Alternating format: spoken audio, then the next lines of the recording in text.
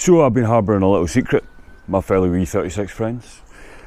If you've been watching on my Instagram channel, or my Instagram account, you'll know that I have been hinting at buying a new car. Well, I've kind of bought a new car and I've made a decision that the old E36 328 deserves a little bit more oomph, bit more get up and go. So I have gone and bought myself a new vehicle to allow me to do so. Let's get straight to the point, guys. Right behind me now, you're going to see an E46. What the hell have I gone and bought an E46 for? Well, let me tell you folks, let me tell you. I've gone and bought an E46 so I can take the guts out of the engine and I can put them in a bad boy 328 and I can make myself a 3 litre 328. Well, that wouldn't be a 328 anymore, would it? It'd be a 330. So this is a 330 Ci E46. There you have it, ladies and gentlemen, boys and girls. I have now purchased myself a 330 Ci E46. There it is, there it goes.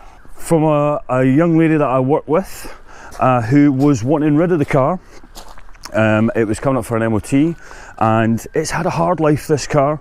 It's done a fair few miles, about 130 I think, something like that. It was looking like it was possibly going to need new O2 sensors, the Vanos rebuilding in it. The gear shifter mechanism is a bit wobbly and a bit slack. The clutch was a wee bit iffy, you know, it was a bit hard to keep it in gear and get it running right. It needed a new window regulator, it needed a new mirror, and amongst other things, it needed a lot of TLC. All of which, from my perspective, don't really matter too much. I want the intake camshaft and the crankshaft. Sorry.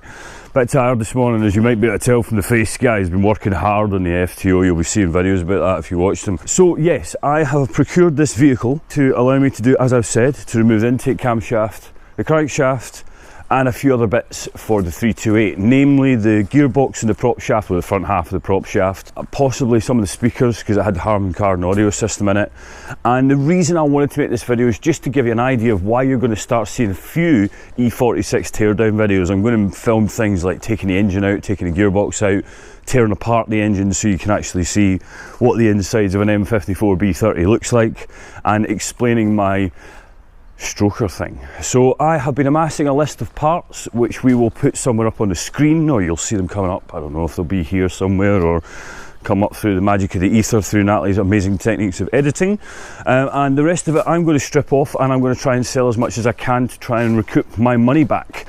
So it's got AC Schnitzer alloys on it that are desperately in need of a clean-up. It's got black leather interior which I've got for sale. It's got a few other bits and bobs and gubbins in it. By and large, being smart about things, I should essentially be able to do this for a good budget. So yes, there you have it. I don't have a secret anymore. You know what it is.